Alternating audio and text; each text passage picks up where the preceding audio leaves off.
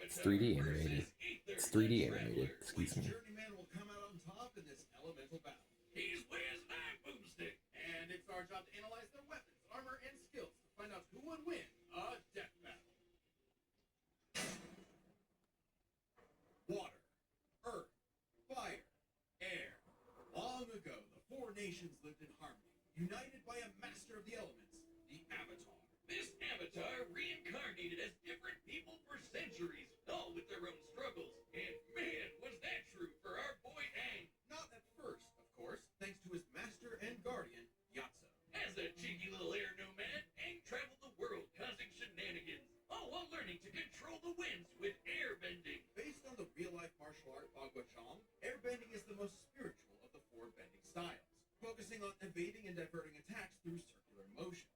With even the smallest movement, Aang can create tornadoes, run like the wind, and block hypersonic explosions. The perfect style for a twinkle-toed goofball like Aang. He's 112, but he's biologically 12. He's only 4'6". Damn, he's short. Master of penguin sledding and koi surfing. Okay. Their conquest spread. War was inevitable, and Aang was the only one who could save the world. Yeah, he wasn't happy with all that, and being forcibly separated from Gyatso. He was just a kid, so he froze up. Like, literally, he accidentally froze himself in his adorable Sky Bison Appa for 100 years. Until he was awakened by the Water Tribe siblings. That's why it said he's 112. Time wasn't kind to Aang's people. He was frozen for a century. Avatar to keep balance, the airbenders, Aang's entire culture, were wiped out by the Fire Nation. Oh, that's rough, buddy. But Aang took the wake-up call to heart. As the Avatar, it's Aang's duty to understand the world's people, learning their cultures, their sadness, joy, and humanity. And what better way to do that than learning how they kick ass? From the Northern Water Tribe and his twin crush, Aang learned waterbending. Themed around fluid Tai Chi movements, this style controls liquid in all forms to freeze targets, create water whips, and even cut through steel. Learning earthbending was way tougher. Airbending, waterbending, earthbending.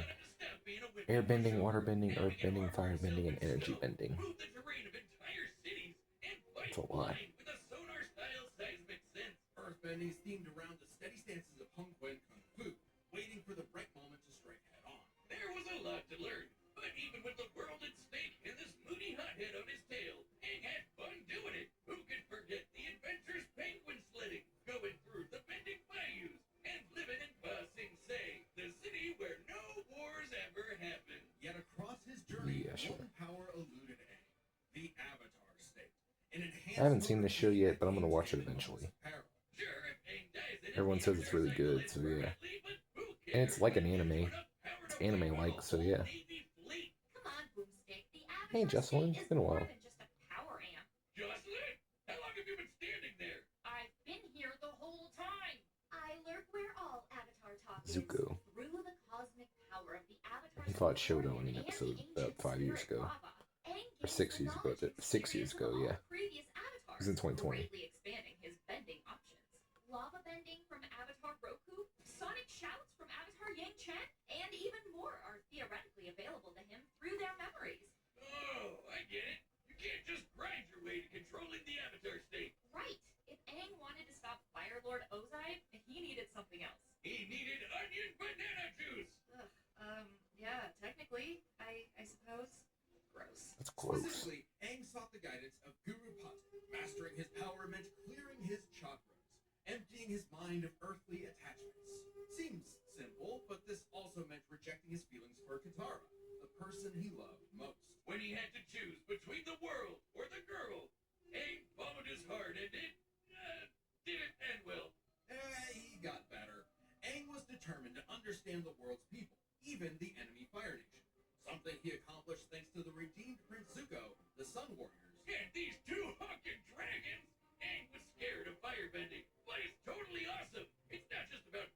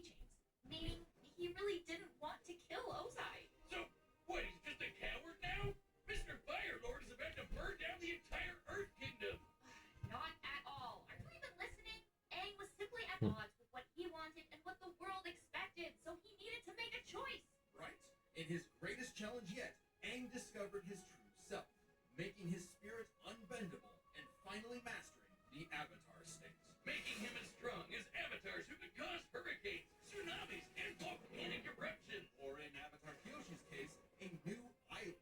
As in, she broke off nearly 30 square miles of a peninsula to form a new landmass.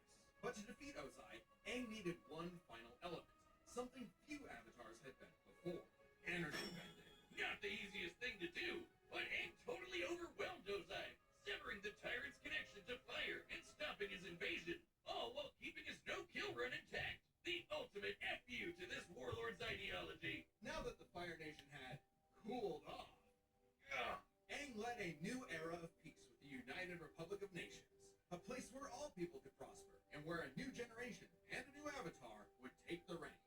He even got hitched with Katara. Take that, Zutara shippers! I will end you. For all his doubts, Aang fulfilled the Avatar's So destiny you're one and then, then Jocelyn. some. And he did it in a way that was true to who he was. Because before being the Avatar, or even an airbender, the greatest thing he could ever be was himself. All in a day's work for a free, fun-loving kid.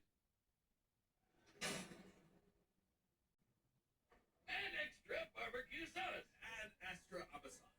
Welcome to Tibet, What? a mysterious land governed by godly archons that drew the eye of someone beyond the stars, Ether, a.k.a. the Traveler, who escaped his dying world with his sister Lumina Thousands. in search of the flowers that bloomed on their lost home, only to crash land, awaken to an apocalypse, and get cubed by this jerk. I'm gonna play Genshin Impact eventually. Looks fun. In a new, less apocalyptic age, and fished up his own pathetic pet pixie, Paimon. Yeah, she makes for good emergency food. With his new guide, Traveler to the windy country of Mondstadt. Traveler. To find his link to the past, but got a Breath of the Wild glider instead. Nice. And his first element, Animo, letting him make air slash Link to the Past and Breath of the Wild. You know, Zelda game references. The only one with a power like this. Tibet was full of blessed people building these relic things called visions. Vision bearers can imbue their weapons and bodies with elemental power, summon items, and use a special, vision to perceive the elements around them. Normally, they're limited to a single element, but Traveler is just built different. Through Paimon's guidance, he began collecting elements from mysterious statues across the That's a map. lot. No vision relic needed for him. It's way more powers than Aang. Culture, a new element, a new crisis, and new character banners. When asked to play a sleuth for a murder case in Liyue, Traveler wasn't interested. A corpse couldn't tell him where his sis was, but he was roped in anyway and got the Geo ability to form rock constructs and eruptions of Earth. When Ether ventured to Inazuma, he didn't care about its war with the Vision Bearers and their Archon either, until he saw the suffering caused by its tyrannical rule, and joined the resistance with electro abilities, fighting the powers that be using electric buzzsaws, thunder blades, and lightning. He even learned to dodge lightning. Other electro users, like my wife Lisa, can conjure storms. No shock when my adopted daughter Clee made explosions that raised mountains. Traveler met all kinds of people like this. You know the type. Twins. Yeah. Hey, Ringmaster. We got both Jocelyn and Ringmaster back. Maybe 2 or 3 of them actually. Now where's Dummy? Ringmaster. Enough, Wiz. This guy's been playing Genshin since launch. I know everything there is to know about the Genshin meta. Either can mix elements She had or different McDonald's hat on. reactions. Basically, big elemental combinations. Geo crystallizes materials into special barriers. Electro mixed with water stuns foes. Animo spreads elements around in swirls of destruction. Boom! Like how I combine beer and gunpowder. Exactly, Boomstick. Using Dendro, Traveler can form plant lines that, when mixed with water and lightning, makes homing beats. Yeah, run from that. With enough clever thinking and artifact farming, you can combine anything in Genshin. Okay, we get it. Go lose another 50-50, you whale. I'll show you a whale. Drop one on your lap next time you're not looking. In Sumeru, Traveler later beats Scaramouche, an edgy catboy with multiple elements at his fingertips, all in a time loop that got repeated 168 times. Speaking of time, Ether had control of more than just his own future. Tibet's fate fundamentally changed in ways small and grand, all through his unending willpower. Because the Traveler was a descender, someone unbound by the land's destiny. Even this big tree that records all of the world's events had no idea he existed. Like when he helped defy the judgment of a biblical flood in Fontaine, where he mastered Hydro for his best Cuphead impression with water bullets. Heck, the dinosaur chose not to blow up the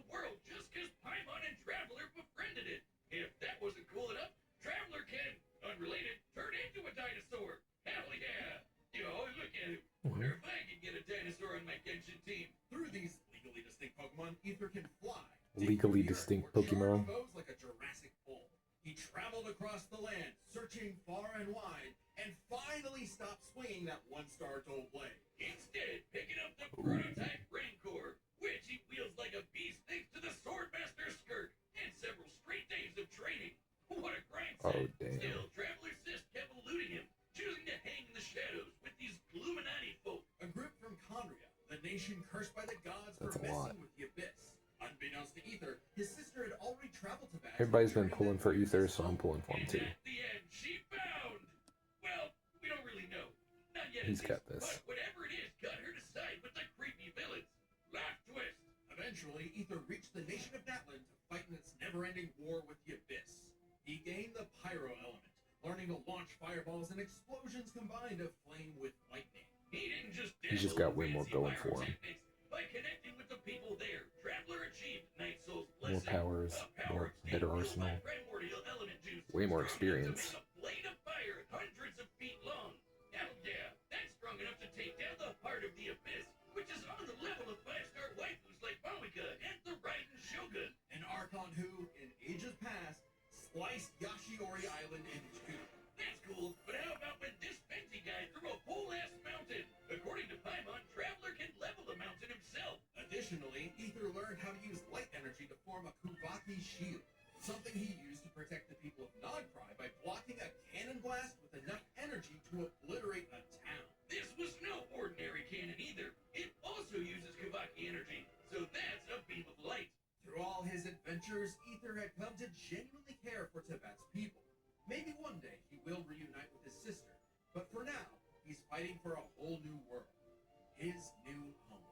Ooh, you need a higher adventure rank for that. Don't you worry, gang. I dumped all my savings into Primo Gems for this. We can't miss when those ice guys trying to kill the Traveler inevitably warm up to him. Still got it. Ah, that's why you're broke as shit. To Ether, the journey has meaning. The birds of Tibet, the songs of its people, they're all part of it. Even if he's against the Abyss itself, a new dawn is somewhere just beyond the stars, and a field of flowers will mean to love. Yep. Alright, here we go. Alright, the combatants are set. We've run the data through all Ether's got this. He's got way more powers, a better arsenal, and way more experience.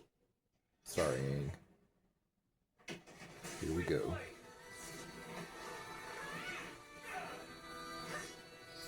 Love the animation. Aang could surprise us though. 2 elements. He's got way more than that, buddy.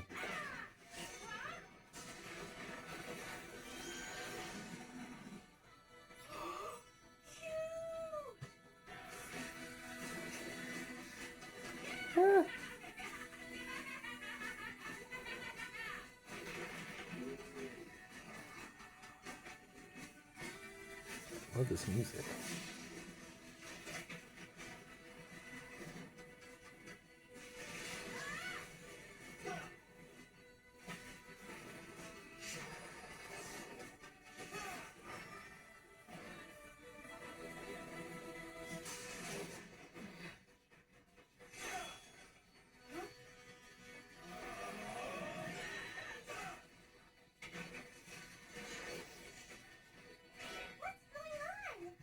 Paimon. Huh.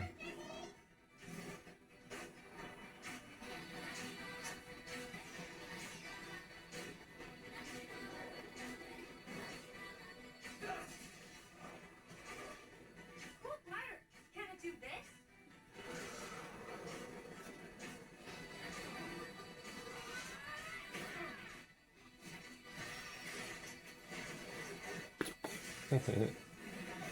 Just like Cuphead.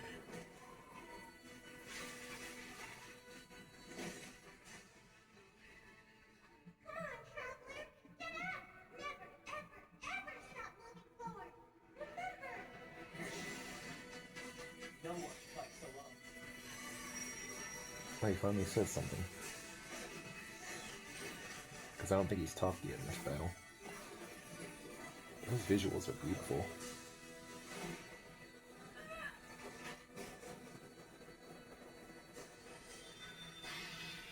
Avatar state. For those who came before, and those who will follow,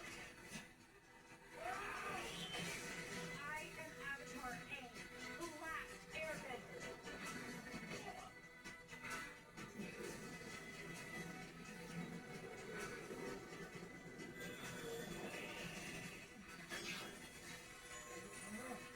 Take this!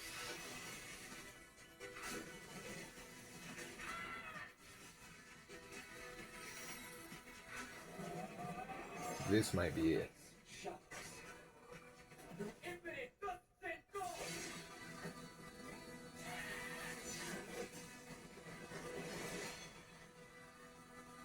Yep. Way to go, traveler! But does this mean no treasure? No. Guess not, Paimon. And my dailies are done!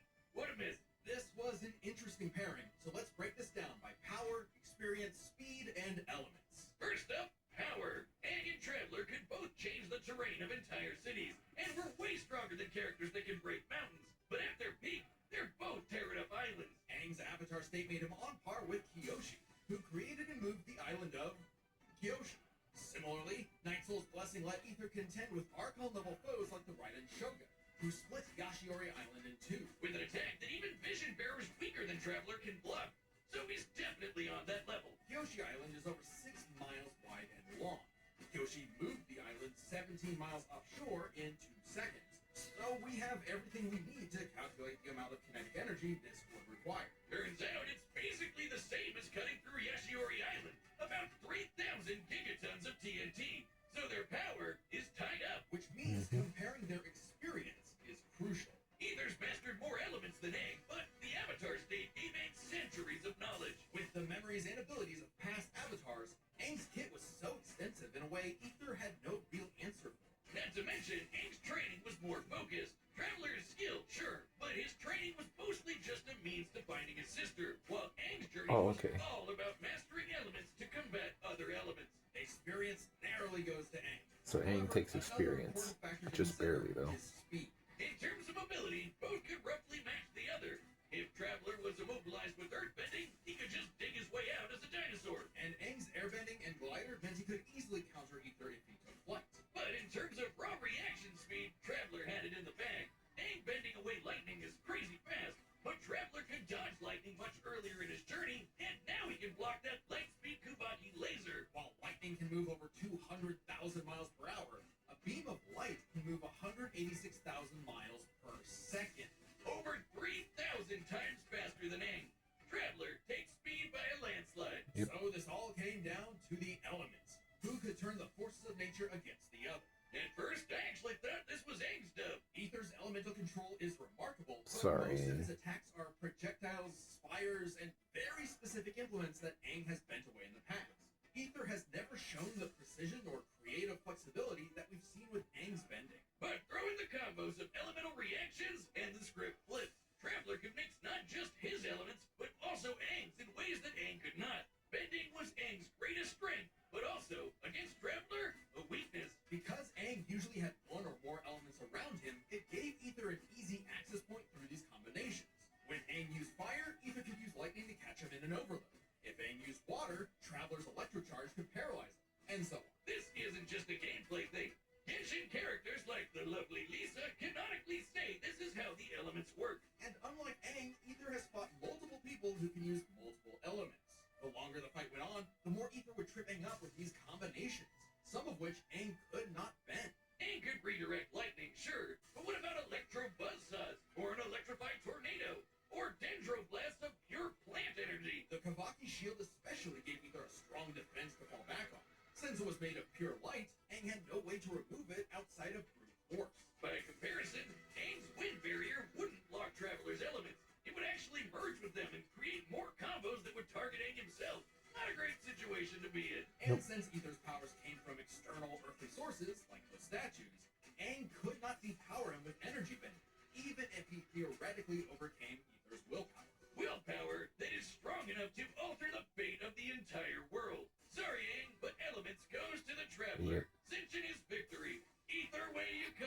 Alright, let's see who's next. The winner is the Traveler, Ether. Okay. Oh, hey, I'm dummy. ready for my There you are. cameo. Uh-oh.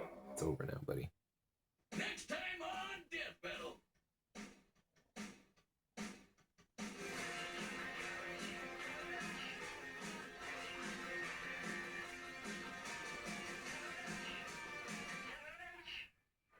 Subscribe and join as a member. to Kai see versus more Death Toa Battle. Tahu. Thanks for watching. Okay, I was not expecting that to be the next matchup. Kai versus Toa Tahu. I saw a thumbnail for that like earlier before I watched the death battle, or shortly before I made the started recording the reaction video, and I thought it was just a fan-made trailer, but no, it's the actual next time. So yeah, I guess I did get spoiled then. I didn't think that was the next the next time because it was just so weird to me. It feels like an out of nowhere. It feels like an out of nowhere matchup. Like, I always thought the first LEGO character on Death Battle would be Emmett. Because, you know, there's Emmett versus Steve, Emmett versus Jesse. He has all those popular matchups, so, yeah. But this will be cool. This will be our first LEGO matchup on Death Battle. And there's 2 LEGO characters in it. One from Ninjago, one from Bionicle. I've heard of Kai before, and obviously, I know both Ninjago and Bionicle, but I've never heard of Toa Tahu. I always thought Bionicle was weird. It just looks like robots. But, yeah. For this matchup, I guess I'll be more rooting for Kai because I kind of like Ninjago. Not gonna lie, even though I didn't watch it when it was still on when I was little. I didn't have any of the Lego sets from it, but yeah, this will give me a reason to finally get into it. Then I'll add that to the list of shows I'm gonna watch. So yeah, but other than that, I really enjoyed this episode. I knew Ether would win though because everybody was pulling for him, and after I saw what all he could do, I was like, yeah, Aang's toast. So yeah, love the animation style though and the music. It sounded really good. But what'd you guys think of this battle? I liked it. I enjoyed it. So yeah. If you guys haven't seen my last reaction video, I just reacted to earlier today. I reacted to the second trailer for Calling All Villains. So I'll leave a link in the description to that reaction as well as a link in the description to this death battle so you guys go watch it for yourselves. And yeah. Sorry this took forever to come out. Me and my family just been working downstairs, like our carpet got we were working downstairs on the downstairs carpet, so yeah, we've just been busy and I haven't had time to make it today, so yeah. But I react to every episode of Death Battle, so here we are, guys. And yeah. And like I said, if you're wondering what that noise is, it's my fan. It's warm. It's always warm in my room. So sorry about that. Hopefully it's not too loud, but yeah. Anyways, guys, what did you think of this death battle? I really enjoyed it, and yeah. Ether didn't talk much, but it's fine. And like, voice actors did a really good job, and the animators did a damn good job. I really enjoyed this animation. And I'm really excited and intrigued for the next episode. Like, I wonder what they're going to do with that one.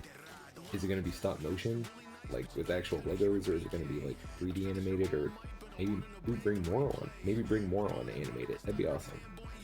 And like I said, we got a Lego character before him. We got a Lego character that's not Emmett on Death Battle before him. So I'm gonna go to the Death Battle and read the comments and see what everybody's saying about it. But yeah. Alright guys, well if there's nothing else, that will about do it for today. So once again, as always, thank you guys so much for watching. I hope you enjoyed. Did you enjoy this Death Battle or did you not enjoy it? Who did you want to win? Who you think should have won? And do you agree with the outcome? And are you excited for the next matchup? Let me know that as well. And if there's nothing else, that is all I have for now. So once again, thank you guys so much for watching. I hope you enjoyed.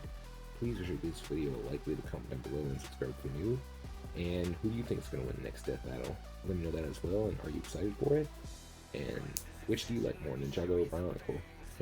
Let me know that as well, and be sure to check out my last reaction video, like I said. Link in the description of that as well, and yeah. I'll see you guys in the next one. Thank you guys so much for watching. I hope you enjoyed, and I hope you have an awesome day. This is Reactions with 50 signing out. Peace out, everyone. Also, one more thing before I go, guys. I just checked out the name for the battle score, or the soundtrack for the battle. It's called Beyond the Winds, which is awesome. It's a sick name. Alright, guys, I'll see you guys in the next one. Peace out, everyone.